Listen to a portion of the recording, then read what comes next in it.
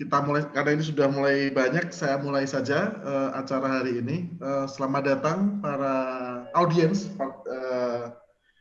para partisipan untuk acara hari ini, sebuah webinar yang sebelumnya, Assalamualaikum warahmatullahi wabarakatuh. Maaf, saya belum mengucapkan salam. Kita mulai saja acara hari ini, acara sebuah webinar yang berhasil diselenggarakan di dunia digital, berkat kerjasama di beberapa instansi. Saya ucapkan terima kasih dulu kepada jurusan Arsitektur Universitas Islam Indonesia, selaku tuan rumah, Universitas Islam Negeri Sunan Ampel, Surabaya, Universitas Aisyah Yogyakarta, saya lihat tadi ada beberapa pengajarnya, kepada Ikatan Arsitek Indonesia Daerah Istimewa Yogyakarta, dan tentu saja partisipan yang telah hadir dan akan hadir. Hari ini kita akan banyak bicara tentang dunia bisnis, boleh dikatakan seperti itu. Judulnya saja jelas Archipreneur, Arsitek and Entrepreneur. Apakah arsitek bisa dibisniskan, ataukah teman-teman ingin berbisnis yang sekarang sedang bergelut atau sedang belajar di dunia arsitektur? Yang menarik adalah narasumber kita hari ini adalah dua orang yang memiliki rekam jejak yang menarik. Yang pertama adalah dari, saya panggil Mbak atau Ibu ya, karena kalau dipanggil Ibu kayaknya terlalu tua. Mbak Mudrika Paradise, bukan nama aslinya pastinya, tapi Paradise adalah sebuah brand yang sedang diemban oleh Mbak Mudrika. Dia adalah Director of CV Savana Wastara Kinarya, merupakan seorang fashion designer dari Paradise Batik. Dia juga General Treasurer 2 dari Indonesian Fashion Chamber (IFC). Setelah dia belajar arsitektur, dia melanjutkan di Esmod, sebuah sekolah desain. Ini profil dari Mudrika Paradise. Kalau tidak salah, kalau kita lihat sosial media jejak rekamnya, cukup banyak aktivitasnya di dunia fashion. Saya sendiri kurang paham tentang fashion, jadi kita mau bisa belajar bersama tentang fashion, bisnis di dunia fashion. Sekali lagi mungkin kita juga bisa memastikan apakah yang kita tahu tentang dunia fashion itu benar atau itu cuma mitos, atau ya kita akan bicara langsung dengan orang yang sudah menggelutinya cukup lama. Mungkin kita mulai dari Mbak Rika, sudah siap kira-kira? Halo, tes.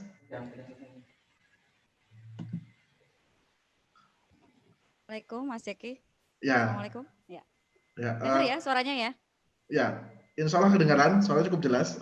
Mungkin bisa dimulai dari Mbak Mudrika deh. Maksudnya siapa? Ya, dari profil CV kita udah baca banyak, dan mungkin waktunya cukup pendek karena banyak sekali poin-poin dari latar belakang seorang Mbak Mudrika. Cuma kalau boleh tahu Mbak Mudrika sendiri sedang sibuk apa, bagaimana, dan menjawab pertanyaan hari ini, salah satunya adalah kenapa arsitek dan kenapa entrepreneur dan kenapa fashion. Mungkin bisa bercerita sedikit Mbak Mudrika. Ya, sebelumnya Assalamualaikum warahmatullahi wabarakatuh. Selamat siang semuanya. Ya, terima kasih Mas Rizky.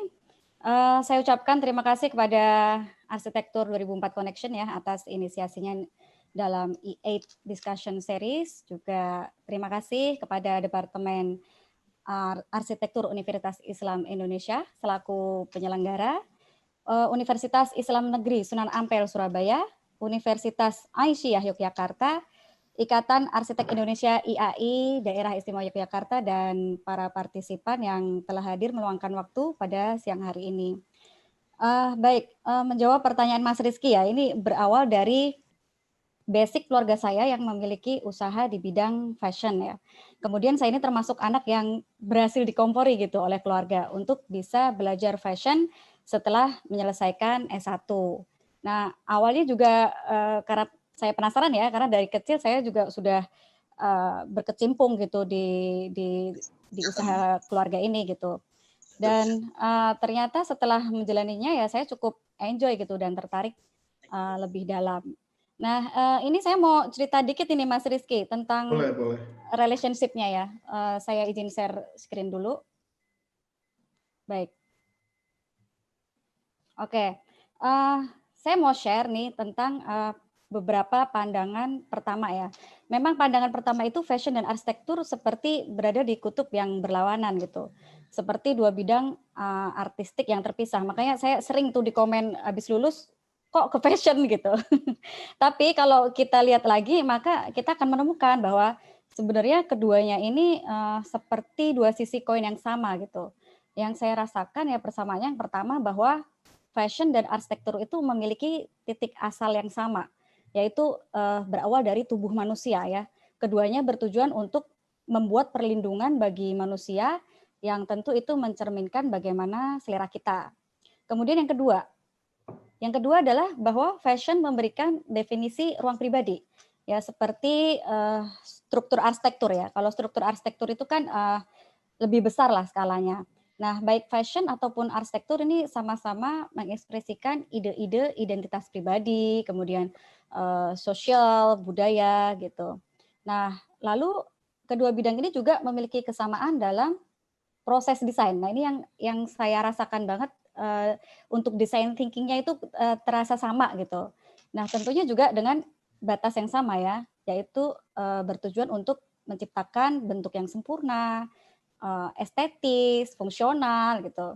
Dan kedua bidang ini juga melibatkan berbagai aspek yang sama seperti visualisasi, konsep, desain, imajinasi, ini kampus. kreativitas, ya style ya, seni lah tentunya ya. Nah, baik. Ini adalah juga merupakan persamaannya, yaitu sama-sama menggunakan material atau fabric gitu. Kalau di fashion itu kan lebih ke fabric ya namanya ya. Kemudian kalau di arsitektur material dan juga sama-sama teknologi ini sama-sama dibutuhkan gitu dalam proses desain. Ini kalau di sebelah kiri ini kan namanya 3D modeling. Ya, ini bukan pakaian jadi ya, ini masih virtual. Kemudian yang di kanan itu adalah 3D printing. Nah ini biasanya 3D printing ini tidak digunakan oleh semua desainer. Teknologi seperti ini biasanya diperlukan oleh desainer haute couture. Ya, karena secara fungsional 3D printing ini kurang bisa diterapkan untuk pakaian ready to wear. Nah, teknologi yang paling sering digunakan saat ini yaitu digital printing ya, yang sering kita lihat untuk tekstil. Baik. Ini juga salah satu bahwa material di dalam arsitektur bisa juga dipakai ke dalam desain fashion ya, meskipun sebagai aksesoris atau pelengkap. Kalau di gambar ini contohnya adalah rotan. Nah, di sisi lain, arsitektur dan fashion ini berbeda di dalam beberapa hal. Ya, yang pertama yaitu fashion memiliki umur yang lebih singkat daripada arsitektur, karena fashion ini memiliki season ya. Jadi tiap season brand biasanya akan mengeluarkan produk baru dan dipresentasikan di catwalk. Nah, fashion juga lebih tentang pemasaran dan konsumsi, sementara kalau arsitektur ini lebih ke monumental yang berhubungan dengan keabadian. Lalu perbedaan yang lain yaitu fashion merupakan alat untuk bergabung dengan masyarakat. Sementara kalau arsitektur itu lebih memberikan privacy gitu. Dan yang terakhir bahwa menjadi seorang fashion designer itu tidak harus menempuh studi di perguruan tinggi ataupun kursus. Ada juga desainer yang dia mempelajari dari otodidak. Baik, kemudian saya akan menampilkan kolase dari arsitek Yunani yang bernama Victoria Litra. Ya, dia adalah arsitek yang tertarik dengan fashion dan sering menulis mengenai fashion. Dia telah menciptakan serangkaian investigasi karya yang mengeksplorasi hubungan dan interaksi antara 3 sektor, arsitektur, desain, dan fashion. Dan ini dia tuangkan di dalam blog miliknya ya, cukup unik namanya, formfollowfashion.com, yaitu blog milik Victoria Litra. Nah, dari kolase yang ada di sana saya coba membagi menjadi 4 ide inspirasi ya. Yang pertama yaitu dari building form. Building form ini bisa menjadi inspirasi sebagai volume atau shape sebuah pakaian. Nah, kita bisa lihat ya di sebelah kanan atas, itu kita lihat ada teknik desain yang sama seperti teknik kurva, kemudian ada bloops, gumpalan, ada teknik lengkung, ada teknik sudut ya. Ini muncul terutama di dalam volume pakaian. Ya, kemudian building envelope ini juga bisa menjadi inspirasi dalam pemilihan fabric. Ya, meski tidak menggunakan material yang sama ya, tapi setidaknya memberikan kesan serupa, baik itu berupa illusion effect ya. Ini yang silver di bawah itu terlihat illusion effect-nya begitu terasa ya. Kemudian ada folds, ada paneling, twisting ya, teknik melintir, kemudian mesh ya. Semuanya ini memberikan kesan yang serupa. Nah, lalu ada lagi yaitu detail. Detail bisa menjadi bisa terinspirasi dari desain arsitektur. Ya, seperti laser cutting, kemudian pleats ya. Lalu ada juga yang di atas itu teknik origami ya. Dia lebih seperti plisket gitu ya, tapi ada mesin khusus yang bisa membuat pola-pola tertentu. Lalu ada juga color. Nah, color ini juga bisa diinspirasi dari dari arsitektur dan bisa diterapkan ke dalam patchwork, teknik patchwork ataupun juga dengan digital printing. Nah, dari gambar-gambar tersebut memperlihatkanlah skala dan penggunaan produk akhir mereka itu mungkin berbeda gitu. Tapi hasilnya adalah jelas bahwa fashion dan arsitektur berkolerasi karena teknik yang mereka lakukan dalam mendesain ya, terutama dengan adanya evolusi teknologi. Saya lanjut ya. Ini adalah gambar mengenai tema inspirasi sesuai dengan era atau masanya. Ini mungkin juga dipelajari juga di arsitektur ya, sejarah-sejarah arsitektur seperti pada masa Renaissance. Nah, kita lihat dari inspirasi yang diterapkan di beberapa kesan desain pakaian seperti mengedepankan unsur yang simetris, bentuk-bentuk dengan lengkung yang dominan, kemudian material dan detail juga dipilih menyesuaikan dengan tema arsitektur. Lalu ada juga Art Nouveau. Nah, ini biasanya ditampilkan dengan tokoh feminim dan rambut keriting ya. Di sana juga ada rambut keritingnya ya. Kemudian banyak memperlihatkan gaun gitu ya. Lebih senang dengan gaun ya daripada two pieces gitu. Dan juga ada rincian geometris yang terlihat. Nah, ini yang terasa banget di Art Deco ini ya, karya dari koleksi dari Gucci. Ya, di sana muncul desain adanya zigurat ya. Kalau di Art Deco ada zigurat ya, seperti piramida bertumpuk. Kemudian pemilihan warna-warnanya juga warna-warna yang kuat dan bentuknya ini didominasi oleh bentuk-bentuk abstrak dan geometris seperti segitiga, lingkaran terbuka dan bentuk-bentuk lain seperti anak tangga. Baik, kemudian ini minimalis. Kalau ini kerasa ya, simple, plain, efisien. Warna yang dipakai juga warna-warna monokrom atau warna-warna netral. Contoh tipikal, lebih banyak menggunakan warna netral dipadukan dengan warna alam, ya seperti hijau. Nah, itu dikerjakan bisa dengan digital printing ataupun dengan handmade ya, aplikasi-aplikasi handmade. Lalu ada postmodern, ada kesan kompleksitas ya, kontradiksi dan cenderung menampilkan sisi maksimal atau playful. Dan ada Memphis ya, ini sempat beberapa tahun belakangan viral kembali ya. Ini pola geometri sederhana dan penggunaannya pun juga warna standar dikombinasi dengan palet tebal yang kontras.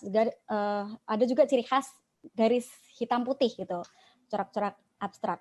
Nah, ada juga style perpaduan interior dengan fashion seperti yang kita lihat pop art, eclectic ya, feminine girly dan sebagainya. Nah, ini adalah contoh pakaian zaman dulu yang saya college dengan bangunan zaman dulu. Ya terlihat bahwa pakaian dan tata rambutnya itu besar karena istana bangsanya itu memiliki ceiling yang tinggi, bangunan dengan pintu yang besar ya. Lalu style ini diadaptasi oleh kaum kebanyakan. Nah, kesimpulannya adalah bahwa sebetulnya inspirasi fashion ini bisa datang dari mana aja gitu. Tapi ada juga hasil karya-karya yang terinspirasi dari interior, eksterior maupun arsitektur. Nah, arsitektur ini adalah sebagai salah satu inspirasi bagi perkembangan fashion, tapi pada masanya fashion ini mengikuti arsitektur dalam bentuk dan fungsi ya. Nanti saya juga akan cerita mengenai koleksi saya yang terinspirasi dari bagian arsitektur gitu. Nah, sekarang saya mau cerita mengenai, nah ini mungkin ada yang sudah pernah lihat ya. Jadi ada banyak fashion designer dunia, ini dunia ya, saya ngomongnya lebih ke dunia itu lebih supaya lebih menarik, bahwa mereka itu sebelumnya pernah belajar arsitektur atau memiliki basic arsitektural. Ya, ini Kissy Cadwallader ini lulusan sarjana arsitektur. Kemudian Ralph Simons itu lulusan furniture. Nah, mungkin ada yang familiar ini Rem D. Koolhaas ya. Ini sebenarnya dia adalah ponakan dari arsitek Rem. Benar, Rem Koolhaas. Yang Rem Koolhaas sendiri sering kolaborasi dengan brand ternama ya seperti Prada untuk project runway atau catwalk. Sedangkan Rem D. Koolhaas ini lebih ke desainer sepatu. Nah, lalu ada Gianni Versace.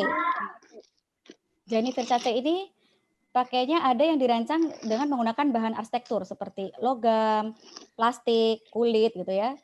Lalu ada Coco Chanel. Nah, ini dia lebih ke pendapat ya, pendapat tentang keterkaitan antara fashion dan arsitektur. Bahkan Coco Chanel ini memiliki quotes yang cukup terkenal ya. Fashion is architecture, it is a matter of proportions. Ya, ini sering kita dengar. Lalu, nah kalau Frank Gehry dan Zaha Hadid ini sebenarnya arsitek murni ya.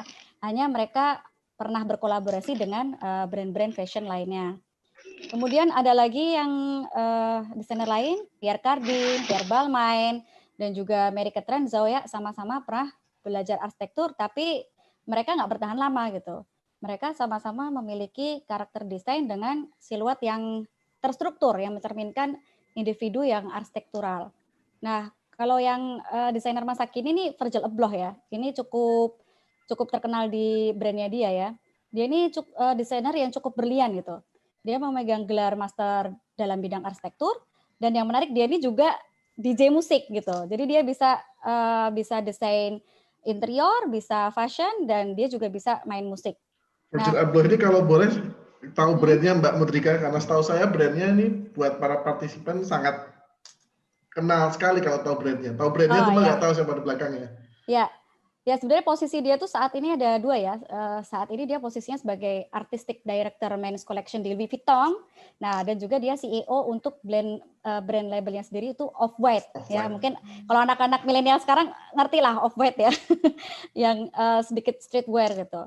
Kemudian Abloh ini terdaftar sebagai salah satu dari 100 orang majalah Time yang paling berpengaruh di dunia pada tahun 2018 ya.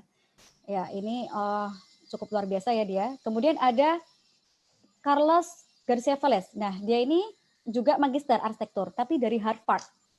Dan keluarganya ini, kakeknya, ayahnya, pamannya itu dari basic arsitek ya mereka. Dan Garcia Velez ini pernah menerbitkan 2 buku tentang arsitektur dan juga pernah mengajar beberapa tahun di Harvard setelah menyelesaikan magisternya. Awalnya dia masuk ke fashion, dia bekerja untuk Alexander McQueen ya di London dan saat ini dia punya label sendiri Garcia Velez. Kemudian ada lagi yang untuk kulit hitam, Skayayem, itu juga luar biasa, dia lulusan arsitektur dari Oxford. Kemudian Tom Ford itu juga lulusan arsitektur. Dan yang terakhir ini si Magler ya, dia juga dikenal dengan nama depan Manfred. Kalau dia lebih ke lulusan desainer interior dan dia juga bekerja sama dengan perusahaan arsitektur bernama Kesia. Dia ini juga pernah menyutradarai film, terus video klip ya, iklan gitu. Nah, ini saya mau share fashion designers make architectural design. Contohnya tadi Virgil Abloh. Ya, Virgil Abloh ini berkolaborasi dengan IKEA. Koleksi kolaborasinya ini dinamakan Markierat. 15 produk karya Virgil Abloh yang di launching di Swedia, ya maka namanya juga pakai bahasa Swedia, namanya Markierat, artinya ditandai gitu.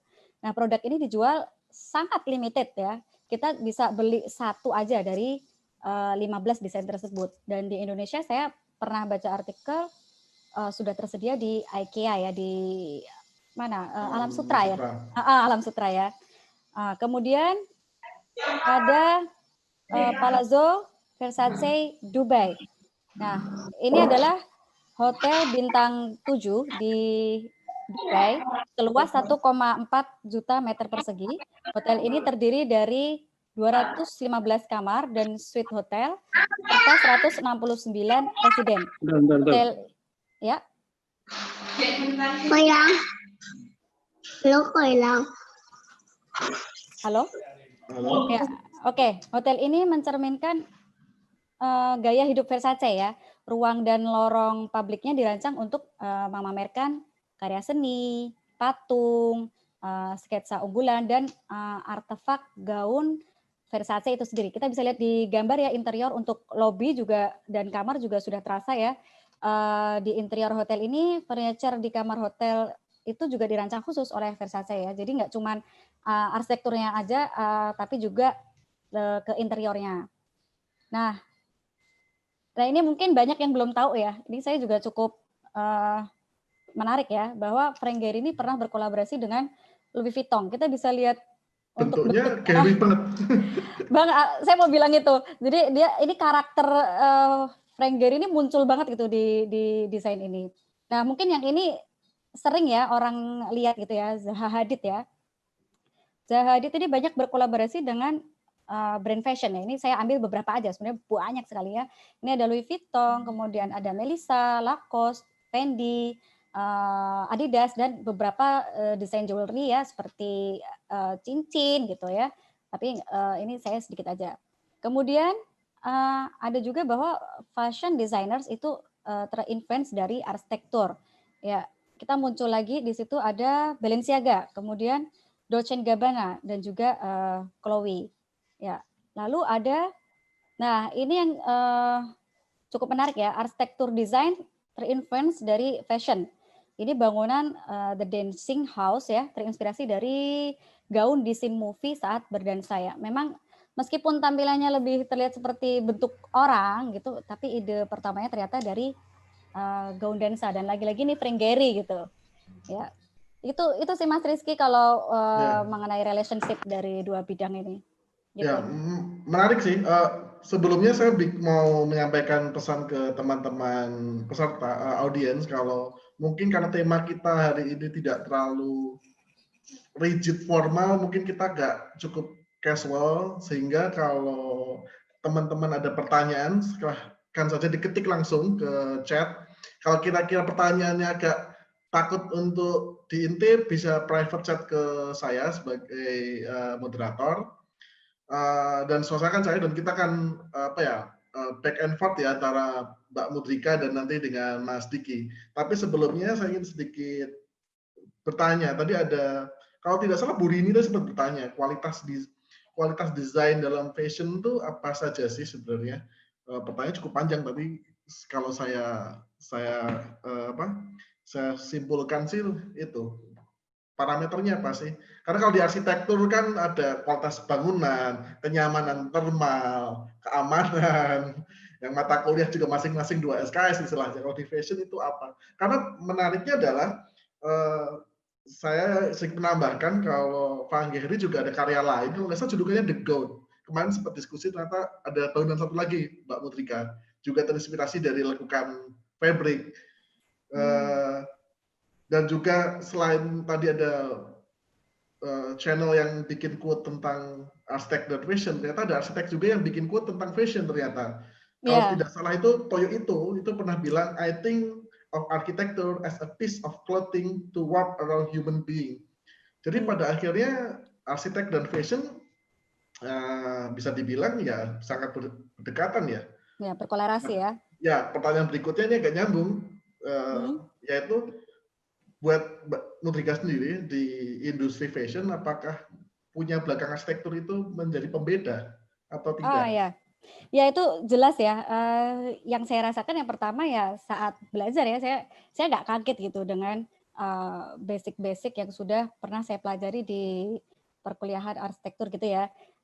Ini sih membantu saya untuk pertama adaptasi. Yang pertama adaptasi mengenai bagaimana design thinking gitu, terus bagaimana cara membuat konsep ya, seninya adalah keterikatan ya seninya di situ.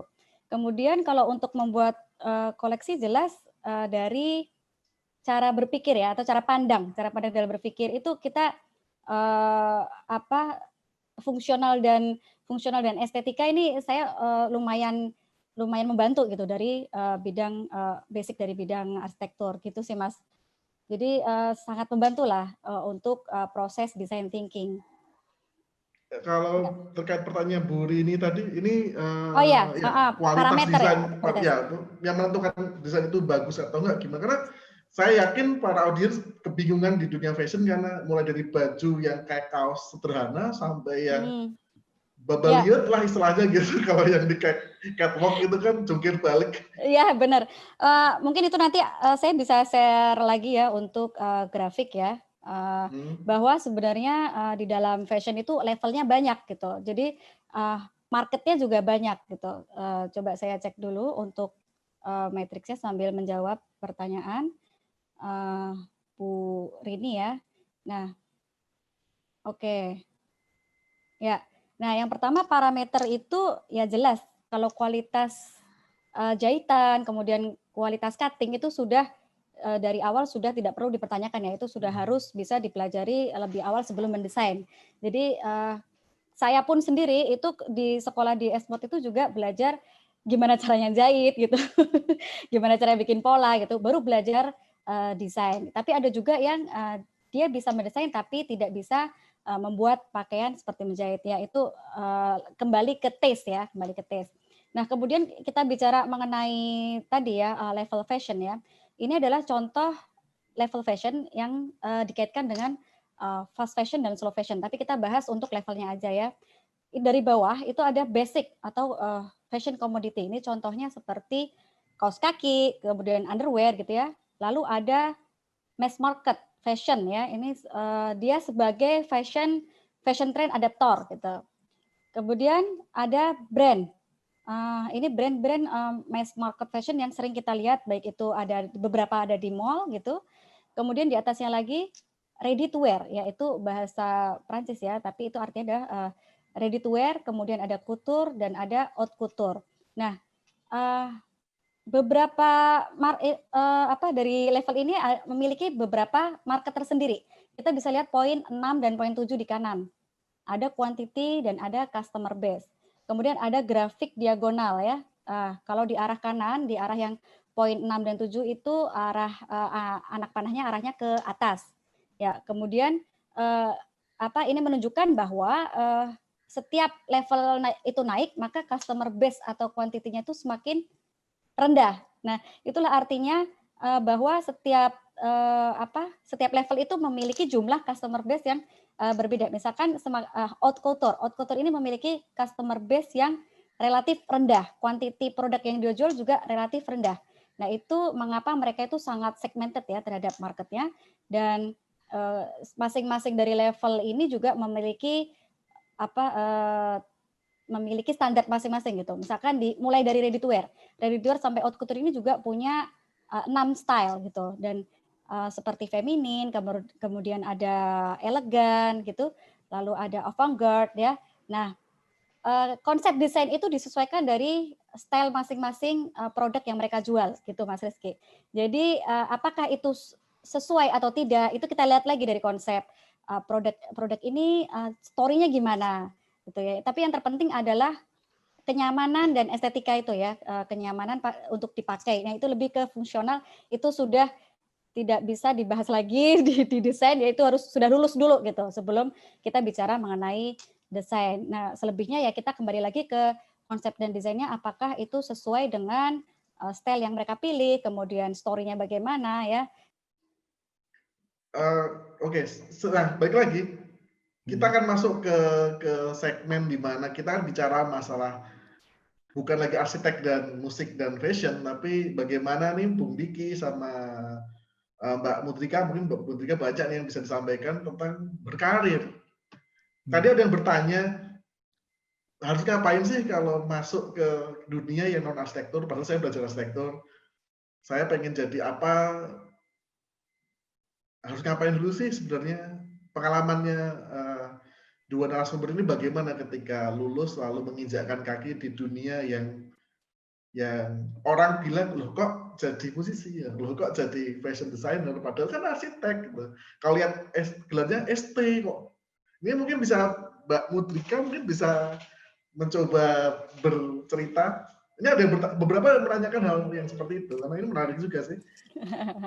Ya, tadi sih seperti yang saya sampaikan di awal ya, bahwa saya tuh punya, keluarga saya punya basic di usaha fashion gitu ya, dan saya tuh dikomporin gitu akhir-akhir semester itu akhir semester saya cukup dikompori, "Gimana kalau kamu habis lulus, coba belajar desain juga, tapi desain yang lain," gitu. Ya, tadinya saya merasa bahwa ini tuh sebuah, apa ya, ya wes ngelegani gitu, tapi ternyata di tengah jalan itu ternyata, saya menemukan bahwa, saya sangat tertarik gitu dengan, fashion lebih lebih dalam, gitu Mas Rizky. Dan Ya, saya lihat kan Mbak Mudrika buka sebuah unit usaha, CV, oh oke, sorry saya agak lupa tadi savana, apa. Itu bagaimana? oke oke, Dari kacamata entrepreneur ya, maksudnya mhm, kita sudah teman-teman mungkin sudah terbius nih, oh ternyata kita bisa nih, nggak cuma jadi arsitek gitu. mhm, Tapi piye itu yang kayaknya dinanti-nanti nih banyak orang kalau saya lihat dari oke, pertanyaan-pertanyaan yang masuk ke saya. heeh. Berarti, ini coba saya, share lagi, ya, saya mau cerita tentang, pengalaman untuk di dunia Paradise Batik gitu ya, Hmm. mhm. Nah, baik, mungkin ada beberapa yang belum ngerti ya, eee, apa dan di mana Paradise Batik ya, karena ini memang segmennya, jauh dari segmen milenial gitu. Nah, eee,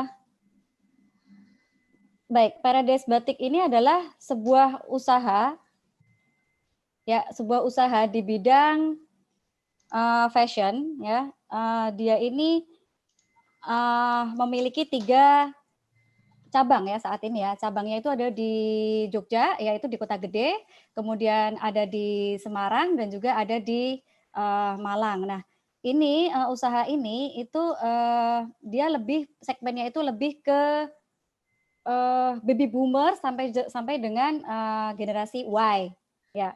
Jadi usianya sekitar usia 30 sampai dengan, usia, 70-an gitulah Mas Mas Rizky. Nah, di sini, yang mau saya bahas bahwa Paradise Batik ini memiliki, karakter produk yang saya tadi di, level fashion itu masuknya ke ready to wear gitu. Dan, dengan teknik batik tulis dan style etnik yang elegan untuk, modest fashion gitu. Nah, baik, ini saya share mengenai, posisi saya. Posisi saya sekarang saat ini adalah bukan di Paradise Batiknya, tapi lebih ke di tengah itu ya, di Savana. Jadi di bagian, product, development. Nah, karena ini basic usahanya milik keluarga dan saat terjadi estafetisasi alih generasi, itu menyebabkan adanya, inovasi model bisnis dan sekarang lebih ke arah, seperti holding company gitu, Mas Rizky. Nah, Hmm. ya, nah ini Savana dengan Paradise ini berbeda. Savana itu lebih ke produksinya, kemudian kalau Paradise Batik itu lebih ke, eee, perdagangan retail gitu. Jadi ini perusahaan yang terpisah gitu. Nah, saat ini Savana melayani ya brand tersebut. Nah, untuk membuat produk, Paradise ya saya harus paham gitu, kami harus paham DNA brand-nya bagaimana, kemudian, market seperti apa, dan juga seperti apa brand tersebut dijalankan ya. Untuk itu saya sedikit banyaklah, tahu mengenai Paradise Batik dan, ke depan saya akan bercerita mengenai, perusahaan ini gitu. Baik, ini adalah, foto kegiatan produksi di CV Savana Wastra Kinarya ya. Kami memproduksi mulai dari lembaran kain sampai, dengan pakaian jadi dan, desain batik juga, kami pikirkan gitu. Nah, berbicara mengenai bisnis ya di luar sana sudah banyak ya dialog yang, mengenai kewirausahaan ya, tapi yang akan saya paparkan kali ini adalah bagaimana implementasinya ke dalam, usaha Paradise ya.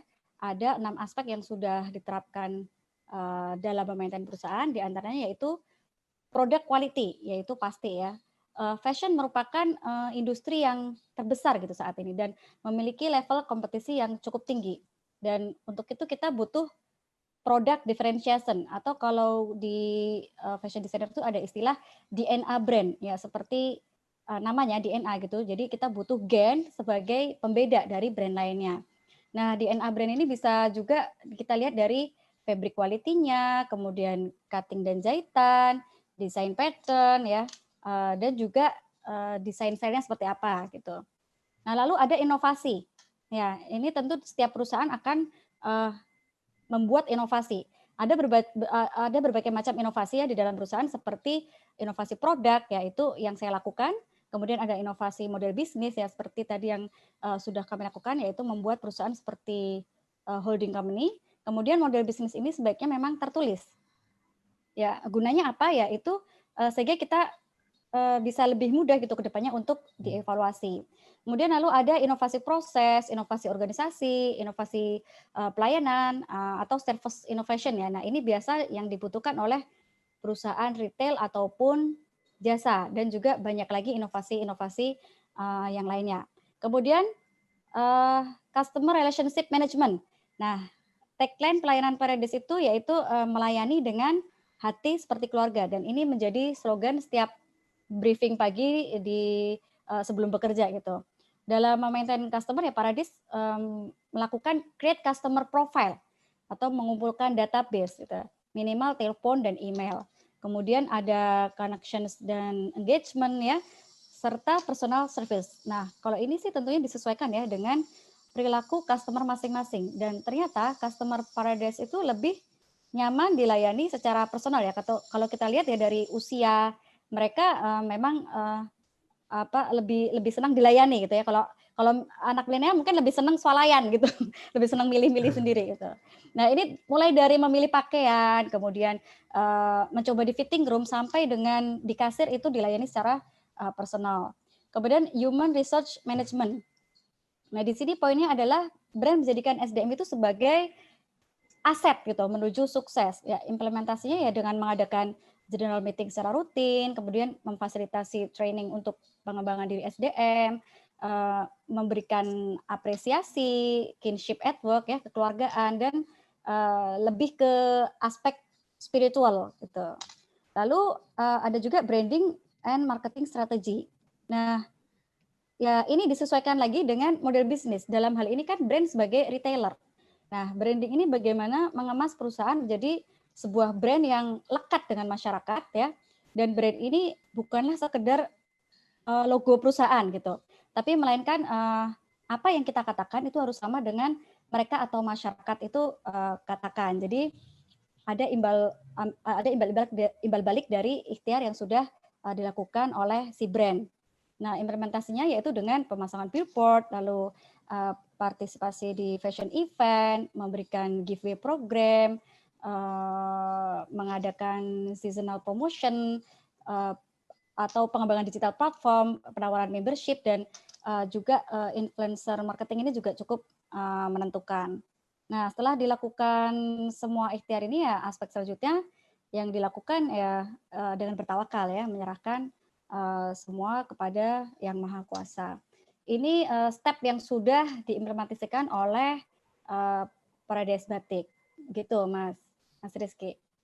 Ya, dan menarik ya, karena kalau menurut saya beberapa teman-teman menilai entrepreneur itu ya dagang usaha, maksudnya lebih how to sell. Ternyata kalau saya boleh merangkum sedikit dari statementnya Mbak Mutrika, ini permasalahan inovasi tidak perlu di produk ya, inovasi bisa di internal, how to manage dan ya, berarti kalau saya boleh bertanya, ini juga ada yang nanya nih, sebelum Mbak Mutrika menjadi officially masuk di Paradise, apakah sebelumnya masih, let's say katakanlah konvensional begitu usahanya, atau sebenarnya inovasi itu sudah menjadi tradisi Paradise, setiap tahun ada inovasi, lalu ini adalah inovasi yang Mbak Mutrika bawa di generasi Mbak Mutrika. Ya, kalau sebelumnya itu sebelum saya terjun ya, tentunya belum ada tim yang khusus untuk product development gitu. Jadi masih disambi sama inovasi sana sini itu dengan divisi yang sana sini gitu masih jadi satu gitu, masih belum ada pemisahan. Nah, setelah bergabung itu ya seperti tadi saya bilang bahwa ada Savana. Nah, itu adalah bentuk inovasi model bisnis yang kita membuat divisi-divisi itu dibuat terpisah gitu, dibuat seperti holding company sehingga kita bisa fokus terhadap divisi apa yang kita kerjakan di situ. Nah untuk Savana sendiri ya lebih ke itu tadi kreasi dan konveksi itu kreasi dan konveksi itu berkolaborasi gitu lah. Jadi tidak hanya konveksi tapi juga sebagai kreator gitu. Tadi desainnya kalau saya lihat patternnya ada kayak tegel kunci itu beneran. Saya sebagai arsitek sih familiar ini kayaknya tegel kunci itu emang dari sana atau bukan? Ya ada inspirasi itu tadi yang saya mau jelasin ya. Nah nanti ya di akhir mungkin tentang koleksi. Kita simpan buat nanti kalau gitu. Oke. Ya. Ya kalau dari Mbak Mutika sekarang gimana? Pasti semua berubah ya karena let's say orang bicara new normal, semua berubah. Saya lihat pizza aja sekarang selevel Pizza Hut udah bisa bikin food truck di jalanan, KFC juga gitu, Starbucks aja bisa jualan literan kayak kedai kopi kecil. Bagaimana dengan Paradise? Gimana bertahan atau nggak perlu bertahan, Paradise sudah cukup kuat? Oke. Ya kalau membahas mengenai pandemik ya, kalau ini ya kaitannya ya dengan efek pandemik ya, itu tentunya ya sangat berdampak ya terhadap perusahaan Paradise dan secara langsung juga berpengaruh lah terhadap produksi Savana gitu. Oke, saya mau share dikit.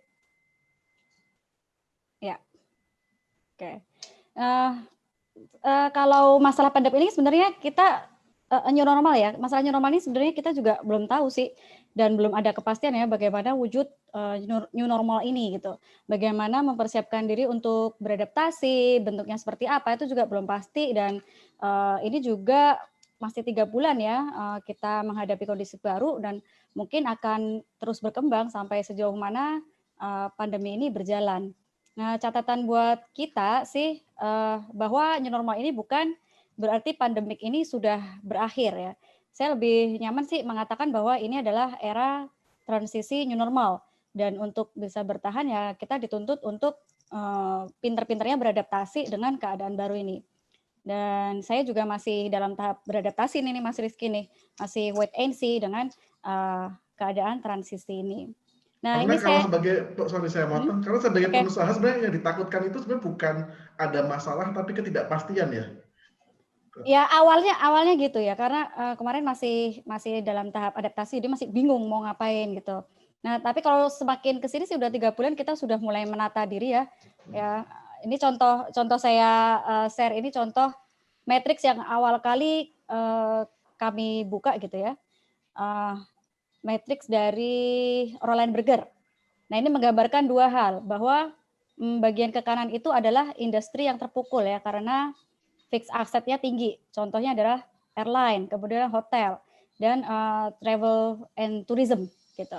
Nah, kalau ke atas ini lebih ke problem biaya operasional yang tinggi.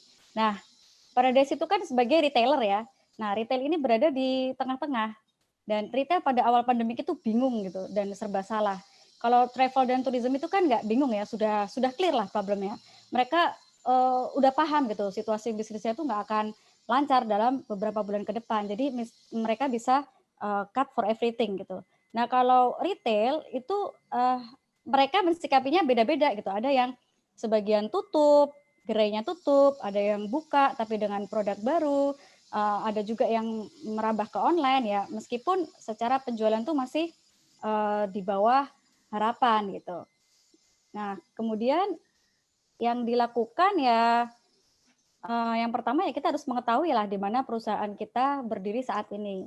Nah, periksa lagi kondisinya perusahaannya gimana, situasi keuangannya gimana, dan sebelum ambil kebijakan ya kita harus paham betul.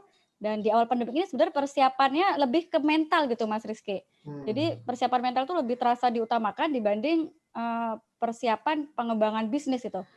Nah, yang kedua yaitu membangun strategi respon bisnis. Ya, kita lakukan lagi analisis SWOT yang dulu pernah kita lakukan. Apa kekuatannya, kelemahannya apa, peluangnya apa, ancamannya gimana bagi perusahaan gitu. Lalu kita tinjau kembali model bisnis yang tadi dibuat sebelum COVID ya, kita sesuaikan dengan keadaan yang baru. Nah, model bisnis tadi sudah dicatat, itu bisa kita evaluasi di masa transisi ini. Nah, kalau saat ini kan yang kita rasakan dan kita lihat ya pola hubungan sosial ya sudah mulai mengalami pergeseran. Orang nggak bisa sembarangan ketemu, orang-orang lebih suka mengandalkan daring, dan kita hidup dalam protokol yang ketat ya. Misal di Jakarta toko buka berdasarkan pada nomor seperti ganjil genap, dan ini kan berpengaruh banyak terhadap saluran offline ya terutama ya. Walau bisnis tetap jalan ya tentu tetap memiliki batasan gitu. Orang-orang akan mempertimbangkan prioritas mana yang bisa dilakukan secara langsung atau enggak, dan ini mempengaruhi adanya perubahan kebiasaan yang terjadi pada pelanggan gitu. Nah, poin ini kan kata kuncinya pelanggan nih di new normal ini. Kata kunci ini yang akan mempengaruhi model bisnis kita, apakah kebiasaan dan gaya hidup pelanggan berubah atau tidak, apakah benar kebiasaan segmen di pelanggan ini saat ini beralih gitu dari window shopping yang tadi di offline menjadi ke saluran online.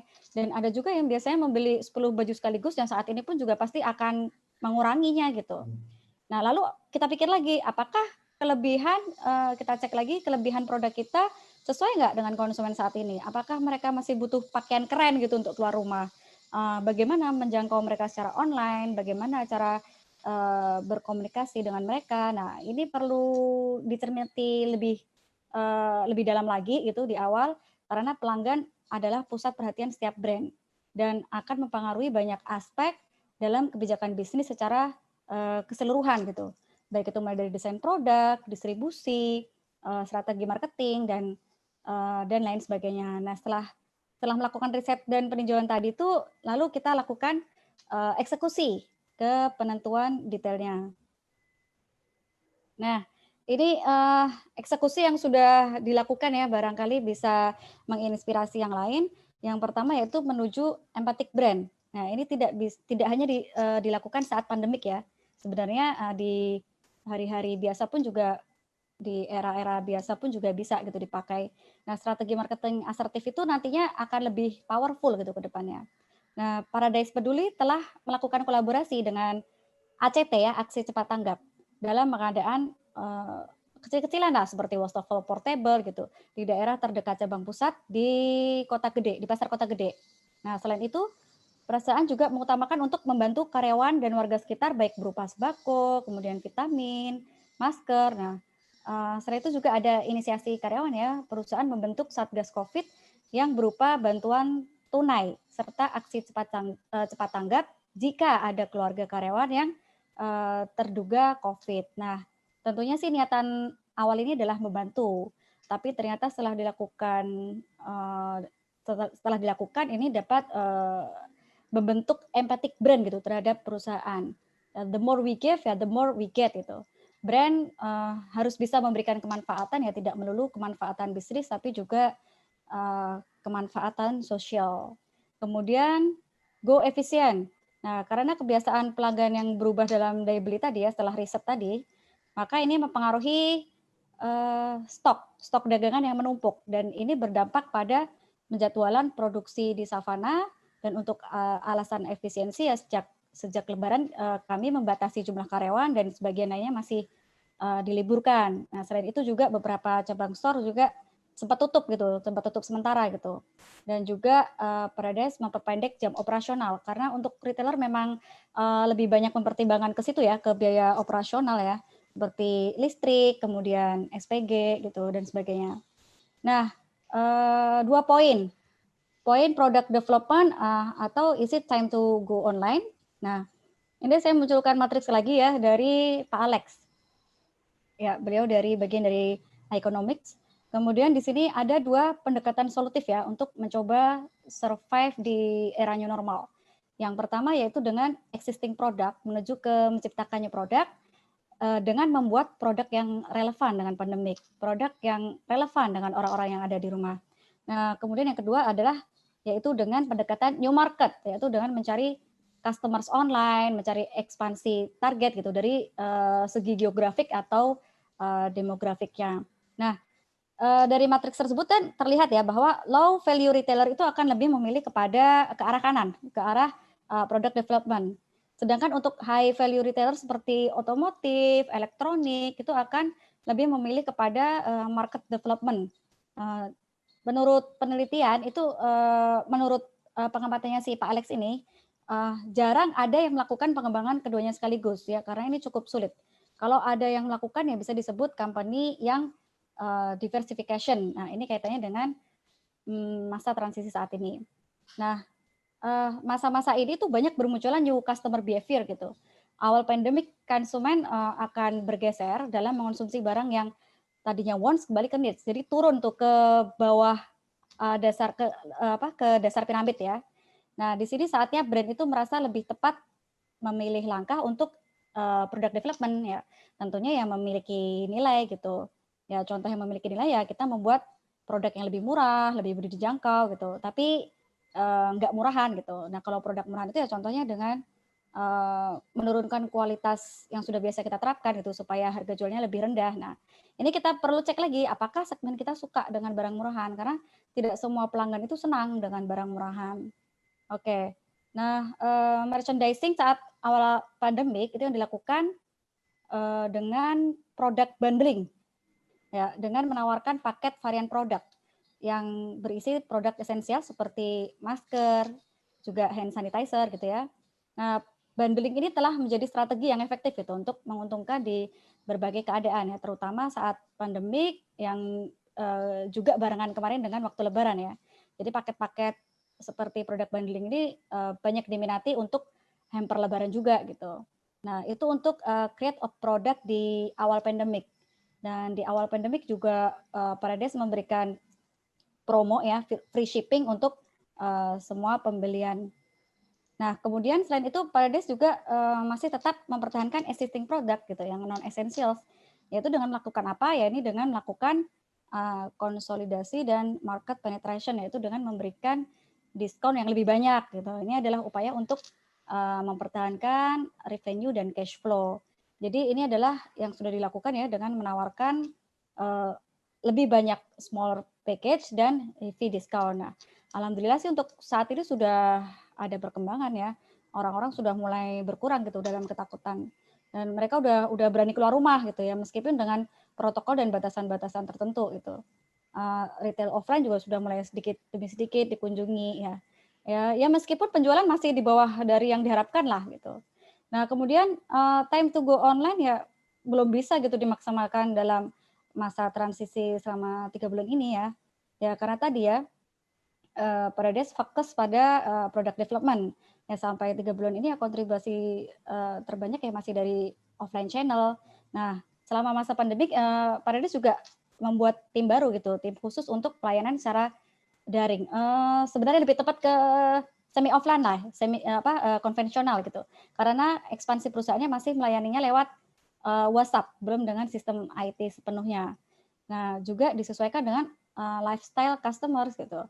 Nah, meskipun saat ini ada percepatan transformasi digital ya, ternyata ini belum cukup berpengaruh gitu terhadap pelanggan Parades ya. Walaupun begitu ya, harapan ke depan ya tetap memiliki cita-cita lah untuk ekspansi di digital marketing gitu, seperti Mas Diki ya di digital marketing. Nah, kemudian connection dan engagement. Nah, kalau di awal pandemik pelanggan itu lebih senang atau lebih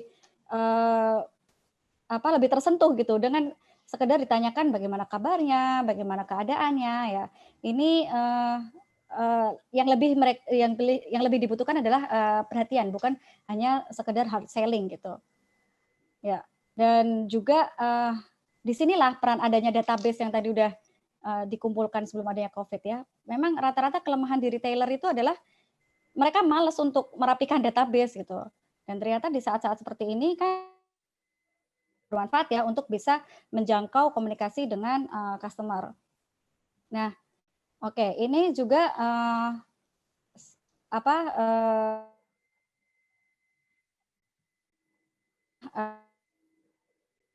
sudah dilakukan oleh dengan memberikan edukasi berupa video begitu ya, video masker dan yang lain-lain ya, dan juga temperatur cek Halo, tes. Halo, Mbak Putrika.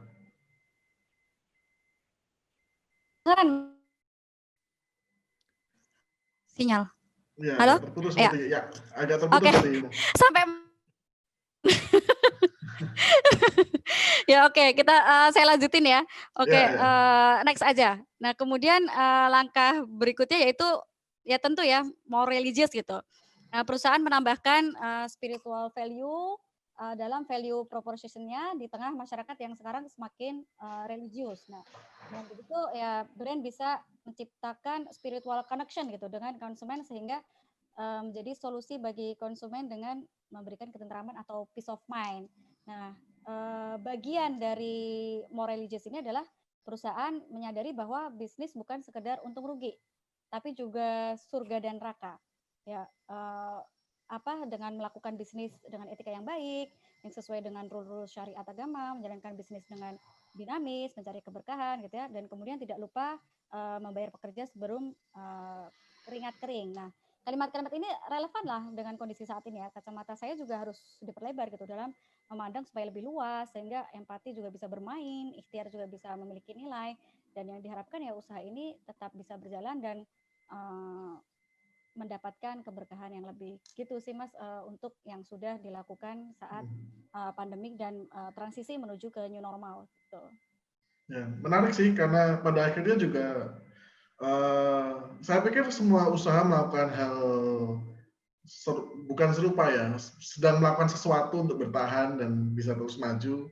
Pada dasarnya sepertinya juga memilih banyak hal yang sifatnya perubahan bagaimana berbisnis, bahkan lebih ke arah yang sifatnya bisa dibilang cukup mencoba untuk benar-benar bisa relate dengan masyarakat, dengan berempati sepertinya. Dan ini udah penghujung acara, mungkin mendekati closing, buat saya kembali ke Mbak Putrika, lalu nanti ke Bung Diki lagi.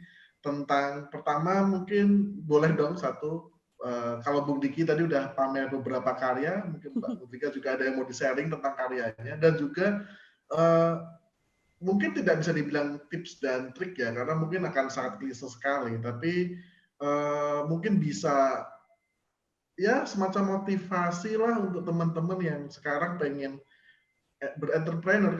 Karena arsitek sendiri sebenarnya kalau bekerja sendiri ya entrepreneur juga sebenarnya. Cuma kita dari saya kadang-kadang kan cuma kerja aja taunya, tapi kita nggak bisa gimana sih bisnis planning itu, apa sih yang perlu disiapin untuk pekerjaan itu menjadi sustain, prinsip-prinsip berwirausaha itu apa sih poinnya sebenarnya, kan nggak cuma mengandalkan, saya yakin tidak hanya mengandalkan produk yang bagus saja, atau kalau arsitek itu arsitek yang bagus aja, tapi kalau tanpa jiwa atau pola mindset pengusaha, saya yakin semua hanya menjadi mimpi saja. Nah, mungkin Mbak Mutrika bisa share dan juga bisa ngasih terkini karyanya bagaimana untuk menginspirasi orang-orang. Ya, makasih. Saya mau share dulu yang ini dulu ya, koleksi dulu ya. Oke, sudah kelihatan? Yep. Nah, sebelum saya liatin ke produk ya, ini ada beberapa desain saya yang masuk di buku Trend Forecasting ya. Ini adalah buku Trend Forecasting yang dulu waktu masih ada Backcraft ya. Nah, trend forecasting itu apa ya? Trend forecasting itu acuan gitu di dalam mendesain. Dan ini ada karena perubahan pola pikir masyarakat yang dipengaruhi oleh lingkungan, sosial budaya, teknologi, ekonomi, ataupun politik ya.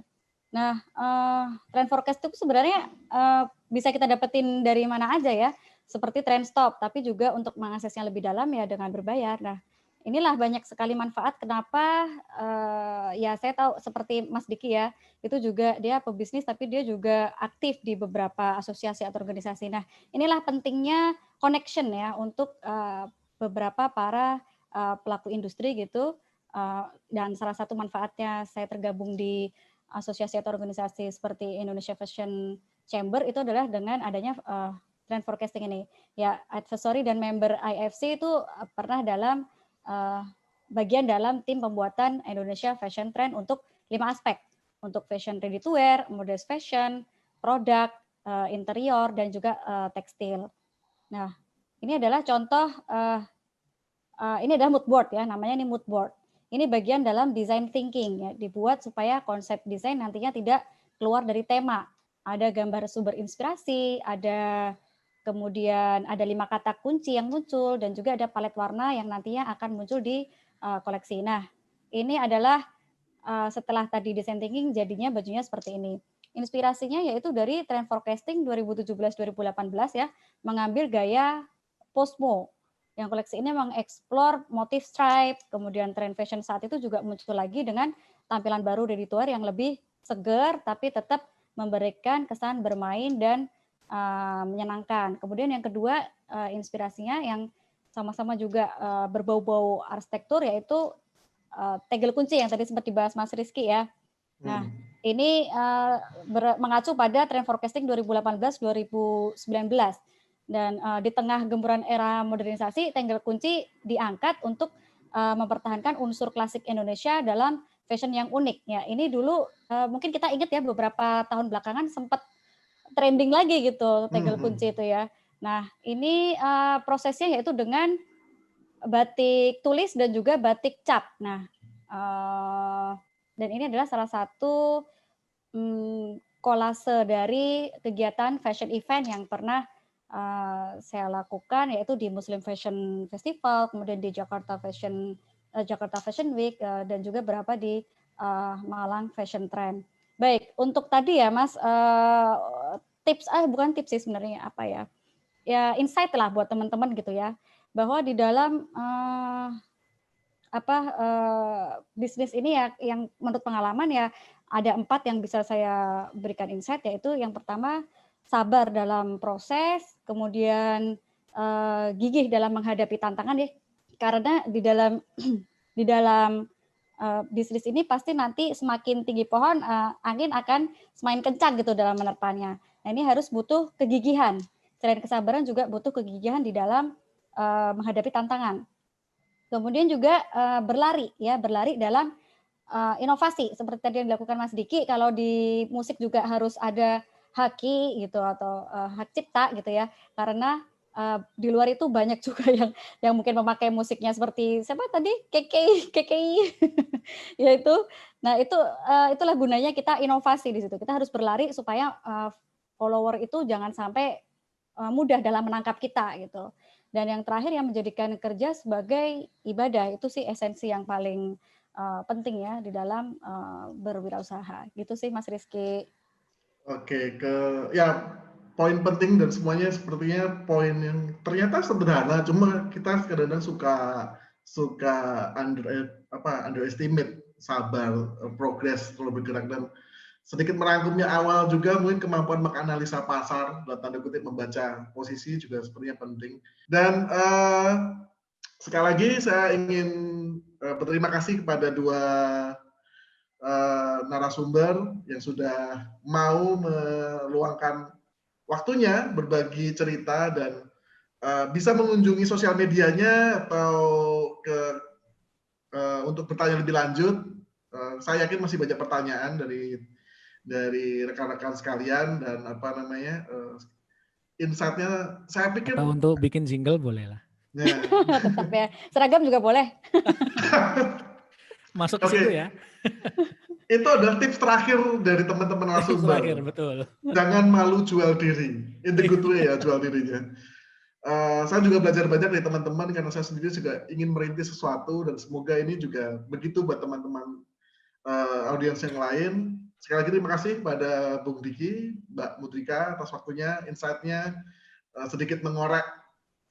Saya yakin tadi sedikit mengorek dapur walaupun tidak banyak. Semoga menginspirasi. Terima kasih kepada jurusan arsitektur Universitas Islam Indonesia selaku tuan rumah, Universitas Islam Negeri Sunan Ampel Surabaya, Universitas Aisyah Yogyakarta, tadi salah satu dosennya ada di forum, kepada Ikatan Arsitek Indonesia IAI Daerah Istimewa Yogyakarta, dan juga tentu saja pada semua audiens yang hari ini hadir di ruang virtual ini. Semoga menjadi manfaat, semoga menjadi wawasan baru, dan saya selaku moderator mengucapkan Mohon maaf apabila selama acara berlangsung mungkin melakukan salah kata, melakukan sesuatu yang tidak berkenan.